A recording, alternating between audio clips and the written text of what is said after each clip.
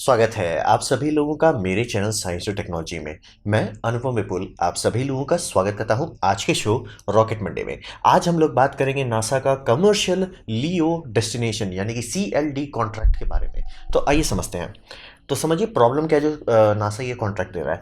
हिसाब ये समझिए कि अभी जो एस्ट्रोनॉट्स हैं जो ISS में हैं वो काफ़ी समय स्पेंड करते हैं ISS को ही ठीक रखने में। मतलब ISS अब 20 साल हो चुका है उसका, और वो मतलब समझिए Gen 1 प्रोडक्ट है। मियर स्पेस स्टेशन इससे पहले बना था, लेकिन ये बहुत बड़ा है और बहुत ज़्यादा इसमें सिस्टम है। तो हर सिस्टम का अब एजिंग हो रहा है, यानी कि जॉइंट्स लीक करने लगे हैं। मतलब इसमें एयर लीक सब कॉमन बात हो गया है। ऐसा भी नहीं है कि वो कभी एयर लीक होने नहीं होता रहता, हाँ, लेकिन इतना धीरे हो रहा है कि कोई बड़ी बात नहीं। मतलब रीसप्लाई मिशन इसको संभाल कर रख सकता है, लेकिन आप समझ सकते हैं कि अब इसको मेंटेन करने में ज़्यादा टाइम लगता है। जैसे कि लोग गाड़ी कब बदलते हैं, जब ये होता है कि भैया इसको चलाने आधा से ज़्यादा टाइम हम चला के बस इसको सर्विस सेंटर ले जाए, तब लोग बोलते हैं भैया अभी गाड़ी को रिटायर कर दो। ये उस जगह पर पहुंचने लगा है। तो हिसाब ये समझिए कि इसका इंपॉर्टेंस इसलिए है कि ये इकलौता जगह पूरी पृथ्वी में इकलौता जगह है जहाँ पे आप परमानेंट माइक्रोग्रेविटी रिसर्च कर सकते हैं। यानी कि बहुत जगह पे आप माइक्रो ग्रेविटी कुछ देर के लिए कर सकते हैं, जैसे कि आपका पैराबोलिक फ्लाइट हो जाए जो कुछ सेकंड तक आपको दे देता है। फिर आपका जैसे ब्लू ओरिजिन हो जाए, वो तो कुछ मतलब कहिए 2-3 मिनट तक दे सकता है। लेकिन ये सब परमानेंट थोड़ी हुआ। आप कर चाहते 1 घंटे में क्या होता है, या आप चाहते कि मेरा 3D प्रिंटर जीरो ग्रेविटी में प्रिंट कर सकता है कि नहीं, ये चेक करने का एक ही तरीका है, उसको आपको स्पेस में डालना पड़ेगा। तो ये सब करने के कारण ये बहुत वैल्यूएबल है, यानी कि इसका खर्चा बहुत बढ़ जाए तो भी लोग इसको जिंदा रखने की कोशिश करेंगे। और ये बहुत ओल्ड और आउटडेटेड हो गया है। आउटडेटेड ये समझिए कि इसका तो मतलब अभी रिसेंटली सोलर पैनल बदल दिया गया, क्योंकि जो मतलब इससे पहले लगा था उसका अब डिग्रेडेशन इतना हो गया कि फर्क पड़ने लगा। और सिस्टम डाले जा रहे हैं और नया परफॉर्मेंस, मतलब इसमें हैवी मॉड्यूल्स डाले जा रहे हैं, तो इसके लिए नया परफॉर्मेंस डालना पड़ा था। और इसमें ये समझिए कि अभी इनकी फंडिंग के तौर से देखेंगे कब तक की फंडिंग है इनका। तो फंडिंग 2024 तक फिक्स है। 2024 के एंड तक में इनका फिक्स है कि तब तक इनको सोचना नहीं है। जितने भी नेशनल पार्टनर हो, चाहे वो USA हो, चाहे वो रशिया हो, चाहे वो जापान हो, चाहे वो कनाडा हो, वो सबका डीलिंग हो चुका है कि उतने टाइम तक हम देंगे पैसा। तो वो टेंशन है, लेकिन उसके बाद का अब थोड़ा डाउटफुल है। तो सोल्यूशन जो है कि यहाँ पे ये कोशिश कर रहे हैं कि कमर्शियल ऑप्शन पे करें। और कमर्शियल ऑपरेशन में ये करना चाहते हैं कि मल्टीपल पाथ और पार्टनर हो, यानी कि मतलब 2 या 3 ऑप्शंस हो और 2-3 अलग अलग कंपनी बनाए। ऐसा नहीं कि एक ही कंपनी 2 अलग अलग बनाए। मतलब एकदम 2 इंडिपेंडेंट सिस्टम रखना चाहते हैं। और इससे इनका मेन काम होगा ऑपरेशनल इफिशियंसी सुधारना चाहते हैं। मतलब जब भी ISS में कुछ करना रहता है बहुत ज़्यादा गवर्नमेंटल हुहा से गुजरना पड़ता है, क्योंकि ऑब्वियसली सारे गवर्नमेंट उसको मतलब सपोर्ट कर रहे हैं, तो वो सब चाहेंगे कि भाई हमसे भी पूछिए, हमसे भी देखिए, हमको भी चाहिए, हमको भी सारा डिटेल चाहिए। तो बहुत हु हा हो जाता है। मतलब एक सिंपल काम के लिए भी कि जैसे मेरे को भाई 3D प्रिंटर डाल के चेक करना है, उसके लिए मतलब समझिए पेपर वर्क शुरू हो जाएगा, 1-2 साल बाद पेपर वर्क कंप्लीट होगा। तो इससे बहुत समय वेस्ट होता है। तो जैसे नासा किया कि स्पेसएक्स को कॉन्ट्रैक्ट दिया, बोइंग को कॉन्ट्रैक्ट दिया, और इससे इनके पास ये फायदा हो गया 2 अलग अलग क्राफ्ट है। और देख लीजिए इसको शुरू में ही फायदा मिल गया कि बोइंग लेट हो गया, बिहाइंड शेड्यूल चल रहा है, लेकिन ये ड्रैगन कैप्सूल तो रेडी हो गया, तो इनके पास ऑलरेडी एक आ गया। और ड्रैगन कैप्सूल जा रहा है, मान लीजिए कभी हो कि कभी ना हो, लेकिन कोई एक्सीडेंट होता है तब स्टारलाइनर इस्तेमाल करने लगेंगे। इनके पास हमेशा 2 बैकअप रहेगा, 2 अलग अलग दाम पे, 2 अलग अलग कंपनी से बनाया हुआ। तो ये सीखने से इनको मिल गया है कि USA को अब सेल्फ सफिशिएंट बनाने के लिए कमर्शियल रास्ते में गुजरना पड़ेगा। क्योंकि स्पेस शटल जब रिटायर हुआ था तो ये रशिया पे आके लटक गए कि भैया यही रॉकेट है और यही है, और तो कुछ है ही नहीं। क्योंकि यही एक ह्यूमन रेटेड सिस्टम बचा था पूरी दुनिया में। तो मतलब पूरी दुनिया में एज इन लाइक जो ISS के साथ डॉक कर सकता था, ये चाइनीज लोगों के पास सिस्टम था, लेकिन ये USA ब्लॉक करके रखा हुआ था। तो हिसाब ये समझिए सोल्यूशन यही है। USA को समझ में आ गया भैया प्राइवेट कंपनी अब इतना अच्छे से काम कर लेती है, इतना जल्दी और इतने कम दाम में काम कर लेती है कि उन्हीं को कॉन्ट्रैक्ट देना फायदेमंद है। मतलब और मतलब समझिए रिसेंटली कांग्रेस ने रिपोर्ट मांगा कि ठीक है आपने कमर्शियल क्रू प्रोग्राम किया, कितना फायदा हुआ आपको, मतलब कितना पैसा बचा। तो नासा का एस्टिमेट बेयर मिनिमम है कि $20 बिलियन बचा, इसे लेके $30 बिलियन बच गया अगर नासा खुद से ट्राई करता है, मतलब ये 2 क्राफ्ट बनाने की कोशिश करता। तो हिसाब यही है कि सोल्यूशन एकदम समझ में आया कि भाई जो चीज़ हो चुका है जिसको रिपीट करते रहना बार बार, शांति से कमर्शियल कंपनी को दे दो। तो अब बात करते हैं एक्सियम। एक्सियम जो है इसे कॉन्ट्रैक्ट मिल चुका है, पैसा आना इनके पास स्टार्ट हो गया है, और इनको काम करना है कि ISS पे अभी ये मॉड्यूल लगाएंगे। और ये मॉड्यूल मतलब समझिए फाल्कन 9 के ऊपर से लॉन्च करेंगे। और ये समझिए इनको इंटरनेशनल स्पेस स्टेशन के साथ डॉकिंग करने का एक फायदा होता है कि इनको ईजी स्टार्ट मिल जाता है। यानी कि कोई भी मॉड्यूल अकेले कोई खास काम का नहीं होता। अगर आप बड़ा स्पेस स्टेशन बना रहे हैं, एक मॉड्यूल से कुछ नहीं बन रहा, कम से कम 2-3 मॉड्यूल जोड़ना पड़ेगा, या बड़ा करना चाहते हैं तो बहुत मॉड्यूल जोड़ना पड़ेगा। तो यहाँ पे इनको ISS से जोड़ दें, इनके पास ये फायदा है कि पहला मॉड्यूल तुरंत एक्टिव हो जाता है। क्यों? क्योंकि ISS इनको रेडिएटर दे देता है जिसमें वो कूलिंग कर सकते हैं, और सोलर पैनल मिल जाता है जिससे काफ़ी हाई लेवल पावर ड्रॉ कर सकते हैं। मतलब इनके पास बेसिक सोलर पावर है कि वो कुछ ना कुछ तो अपना काम कर लेंगे, मतलब टेलीमेट्री डेटा ये सब होगा। लेकिन अगर हैवी लोड है देना चाहते हैं वो नहीं हो पाएगा। तो ISS का जो सोलर पैनल अपग्रेड हुआ है तो उस कारण से ये ऐसा कर सकते हैं। तो इसी से इनको ये बेनिफिट मिलेगा, पहला ईजी स्टार्ट, मतलब एक ही मॉड्यूल से इनकी गाड़ी खोल दी जाएगी। दूसरा, ये मॉड्यूल के ऊपर मॉड्यूल लगा के बढ़ाते चले जाएंगे। और ये ऐसे बनाया जा रहा है कि मतलब एक्सियम स्पेस का देखेंगे कि ये जितने भी पार्ट्स इसमें इस्तेमाल किए जा रहे हैं, कोशिश की जा रही है कि सारा का सारा पार्ट्स कमर्शियली अवेलेबल हो, यानी कि स्पेस इंडस्ट्री से पार्ट्स नहीं खरीदते हैं, नॉर्मल कमर्शियल हो। जैसे कि इसमें जो कंप्यूटर लगेगा वो कंप्यूटर वो लिटरली कंपेयर कर रहे थे कि वो समझ लीजिए एप्पल में जो कंप्यूटर मतलब सिस्टम ऑन चिप मोबाइल जैसा, तो आप कहेंगे कि उतना हाई रेडिएशन इन्वायरमेंट तो खराब नहीं हो जाएगा, होगा तो, लेकिन उसका एक ऑप्शन है कि 3-4 ठो लगा दो और तीनों एक मतलब तीनों में एक साथ एक समय पे फॉल्ट नहीं आता, मतलब बिट फ्लिप जो होगा रेडिएशन से वो तीनों में एक समय पे एक साथ नहीं होगा, एक जैसा नहीं होगा। तो आराम से आप ऐसा कोड लिख सकते हैं कि वो आराम से आपका काम भी करे और रिडंडेंटली एक दूसरे को चेक करता रहे। यही समझिए ईसीसी रैम हम लोग इसीलिए बनाते हैं। तो करना पॉसिबल है, बेस्ट ऑफ द बेस्ट नहीं हुआ लेकिन किया जा सकता है। और उससे ये फायदा होगा कि इनको रेडिएशन हार्डन्ड प्रोसेसर खरीदने में बहुत पैसा लगता है, वो नहीं लगेगा। तो इसी की तरह करके ये दाम कम रखना चाहते हैं। जैसे कि इसमें बैटरी बैंक चाहिए तो ये लोग शांति से इलेक्ट्रिक कार का ही बैटरी उठा के डाल दे रहे हैं। तो वही समझिए कि इनका ऑफ द शेल्फ पार्ट से बनाने का पूरा मतलब इरादा है कि कम से कम एक्स्ट्रा हुआ लगे, ज़्यादा से ज़्यादा जल्दी बना सके। और इनको मेन है कि नासा को ये बेचेंगे और मतलब सीट समझिए इसे, मतलब इसके अंदर की जो वैकेंसी है नासा को बेचा जाएगा और कमर्शियल क्रू को बेचा जाएगा। जो अगर आप पे करना चाहते हैं जाइए, पे कीजिए, एंजॉय कीजिए, टूरिस्ट के तौर पर रहेगा। और इसका बिल्डिंग स्टार्ट हो जाना चाहिए 2024 में। तो मतलब ये समझिए गाड़ी खुल चुकी है और इस पर काम स्टार्ट हो गया है। ये एक्सियम का ऑप्शन है और एक्सियम के पास यही बेनिफिट है कि जैसे जैसे इनका फोर्थ मॉड्यूल जब आएगा तो फोर्थ मॉड्यूल में पावर और रेडिएटर रहेगा। तब जैसे ही फोर्थ मॉड्यूल पहुंच गया अब ISS से ये डिटैच किए जा सकते हैं। यानी कि अगर मान लिया ISS रिटायर करने का बात हो जाता है 2025 पे या 2026 में कि नहीं ISS पे अब बहुत ज़्यादा खर्च हो रहा है, कोई देश उसका बिल नहीं भरना चाहता, ठीक है ISS को डिटैच करो, उसे एटमॉस्फेयर में गिरा के जला दो, तो ये तब भी बचा रहेगा।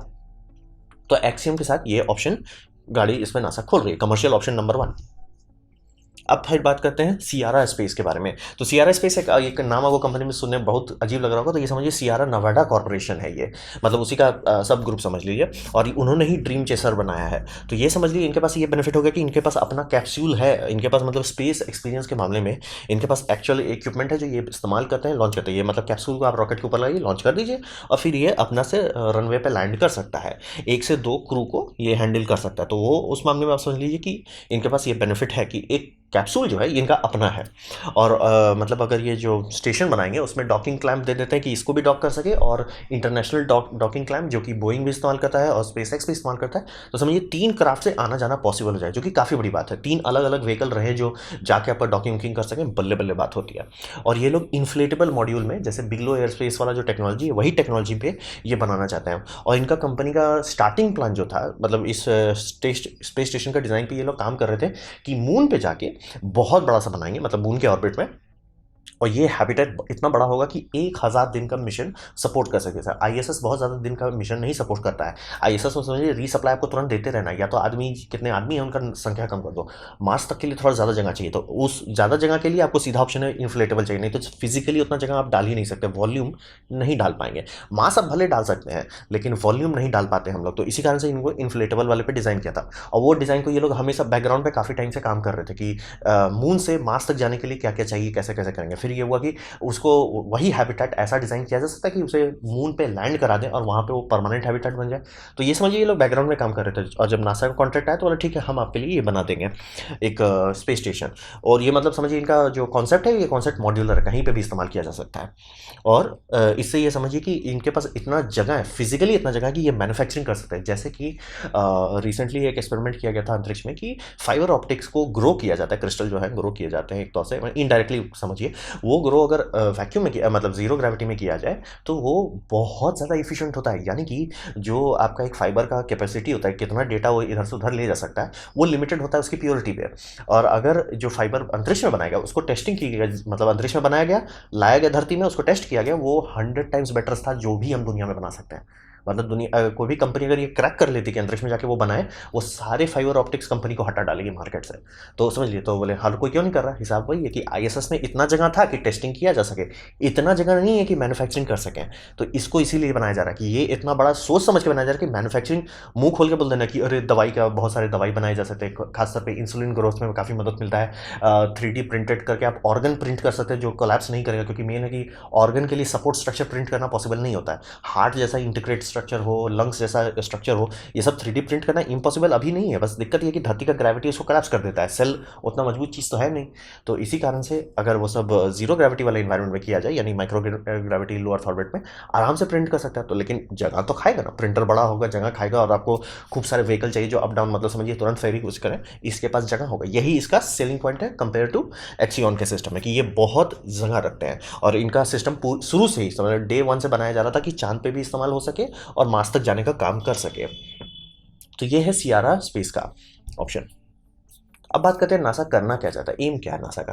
तो नासा को ये समझिए कि नासा जैसे जैसे अपना लोड कम करता है, जैसे कि अंतरिक्ष में आदमी को भेजने का लोड उसने हटा दिया कि मेरे को इस रॉकेट से नहीं बनाना है, आप शांति से स्पेस एक्स के पास जाओ, भैया तुम लॉन्च करो, शांति से बोइंग के पास जाओ, तुम लॉन्च करो, हम सिर्फ तुमको पैसा देंगे, तुम शांति से करो। तो इससे उनका ऑपरेशनल कॉस्ट कम हो जाता है कि ठीक है, जो बजट लगना था तो लगेगा ही, लेकिन ऑपरेशनल कॉस्ट कितने मैन पावर लगते हैं नासा को, नासा के पास मैन पावर फिक्स्ड है कि मतलब 50,000 लोग हैं तो 50,000 फिक्स हैं। 50,000 में से आप मान लीजिए सिर्फ 10 को रखिए अकाउंटिंग के लिए, या 200 को रखिए कि हाँ भाई वो पूरा रॉकेट सिस्टम को चेक कर रहा है। तो इसी कारण से नासा के लिए वो चीप पड़ता है। स्टार्टिंग के लिए कभी वो सही आइडिया नहीं है, लेकिन जब जो चीज़ रिपीटिव हो जाती है कि ये बार बार करना है, तो उस केस में ये प्रॉफिटेबल हो जाता है। तो नासा को अगर उसका हाथ खाली कर दिया जाए कि ठीक है लो अर्थ ऑर्बिट हम संभाल लेंगे, मतलब जो भी कॉर्पोरेशन है, लो अर्थ ऑर्बिट आप टेंशन मत लीजिए, वो हमारा जिम्मेदारी है, हम संभाल लेंगे।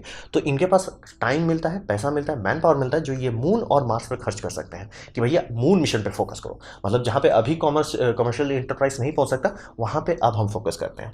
और इससे ये समझिए कि बहुत बार कोशिश की जा रही है कि दोबारा स्पेस शटल वाला सिचुएशन ना हो, क्योंकि स्पेस शटल बनाया गया, लॉन्च किया गया, लेकिन जैसे ही इसे ये करना पड़ा कि ये सेफ नहीं है, सिस्टम नहीं, मतलब सिस्टम हर डिलीवरेबल पे फेल हो गया, तो हिसाब ये बनाया गया कि इसको रिटायर करो। रिटायर कर दिया गया, बस समस्या था कोई रिप्लेसमेंट इसका रेडी था ही नहीं, और कई मतलब जितना एक्सपेक्टेड टाइम था उससे ज़्यादा लग गया, क्योंकि समझिए स्पेस एक्स का ओरिजिनल टाइम लाइन था 2017 में उसे क्रू ड्रैगन डिलीवरी देनी थी। तो आप समझ सकते हो बहुत डिले हो गया। तो हिसाब ये रहता कि अब दोबारा मतलब यूएसए ऐसा नहीं होने देना चाहता कि कभी भी एक गलती हो गई लटक गए वो, इसीलिए समझिए बोइंग को क्यों पैसा दिया जा रहा है, कारण वही है कि गलती से भी ऐसा ना हो कि स्पेसएक्स के साथ कोई एक्सीडेंट हो और पूरा का पूरा इनका स्पेस इंफ्रास्ट्रक्चर ग्राउंडेड हो जाए। तो इसीलिए दो हमेशा हर चीज़ में दो बनाना चाहते हैं, कुछ भी हो जाए दो रहे, चाहे कितना महंगा पड़े, चाहे कितना दिक्कत हो, दो हमेशा होना चाहिए, एक से नहीं होना चाहिए, ताकि वो स्पेस शटल वाला सिचुएशन ना हो। और प्लस अंतरिक्ष का इस्तेमाल अभी हम लोग करना नहीं शुरू किया है, अंतरिक्ष में बहुत चीज़ सीख रहे हैं, समझ रहे हैं। इस्तेमाल के तौर पे सिर्फ समझिए टेलीकम्युनिकेशन कर रहे हैं, वेदर स्टैट एनालिसिस कर रहे हैं, लेकिन अंतरिक्ष में जो जीरो ग्रेविटी वाला सिचुएशन है उसको तो नहीं इस्तेमाल कर रहे हैं ना। तो उसका इस्तेमाल करना अब शुरू करना चाहिए, जैसे कि उसमें मेडिकेशंस के काफ़ी सारे प्रोसेस हैं जो काफ़ी फायदेमंद साबित हो गए, उस पर 3D प्रिंटेड ऑर्गन्स काफ़ी फायदेमंद साबित होगा। फिर आपका फाइबर ऑप्टिक्स, जिसके लिए माला माल पैसा कमाया जा रहा है कि भैया 3D ऑप्टिक्स जो भी वहाँ पे स्पेस में फाइबर ऑप्टिक बनाना शुरू किया, बाकी सारी कंपनी का आधा प्रॉफिट खा जाएगा। तो अंतरिक्ष को इस्तेमाल करना अभी शुरू नहीं हुआ, क्योंकि आईएसएस उतना बड़ा नहीं है।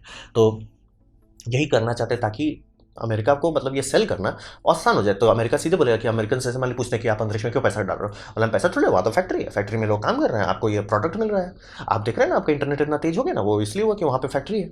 तो वही समझिए कि ये एक चाहते हैं ताकि पब्लिक को देखे कि नहीं, हम अंतरिक्ष में अब आगे बढ़ गए, अब अंतरिक्ष को हम लोग इस्तेमाल कर रहे हैं। जैसे कि 3D प्रिंटेड ऑर्गन आना शुरू हो जाएगा, बहुत सारे न्यू मेडिकेशन आने लगेंगे, जो कि हम लोग एक्सपेरिमेंट करके देख चुके हैं, बनाया जा सकता है, लेकिन आईएसएस उस हिसाब से बना नहीं है, फैक्ट्री के हिसाब से नहीं डिज़ाइन किया, उतना बड़ा जगह नहीं है और उतना प्रॉफिटेबल भी नहीं होगा।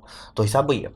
और चीप लॉन्ग टर्म एक्सेस मिलने लगेगा प्रोजेक्ट्स के लिए, तो बहुत लोग बहुत सारे और चीज़ करेंगे, जैसे कि मेड इन स्पेस जो कंपनी है ये भी बहुत सारी चीज़ ट्राई करना चाहती है, लेकिन इनको टेस्ट करने के लिए मतलब समझिए कि इन्होंने एक प्रिंटर बनाया, अब इसको मतलब कर रहे हैं 6 महीने से टेस्टिंग कर रहे हैं। क्यों?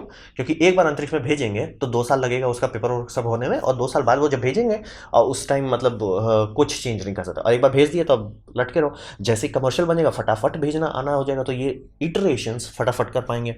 और पॉलिटिकल कंट्रोल जो है वो सिचुएशन स्टेशन से कम हो जाएगा, यानी कि सिर्फ यूएस गवर्नमेंट उसके लिए जिम्मेदार रहेगी और कचरा कम हो जाएगा। ऐसा नहीं होगा कि अरे कनाडा वाले को फ़ोन करो, अरे रशियन वाले को फ़ोन करो, अरे जापानीज़ वाले को फ़ोन करो, वो सब नहीं रहेगा, कचरा कम हो जाएगा, ये काफ़ी फायदेमंद होगा। और ये समझिए स्पेस एक्सप्लोरेशन जो है अभी भी आम पब्लिक को नहीं सेल कर पाते, कि उससे कुछ आ नहीं रहा है।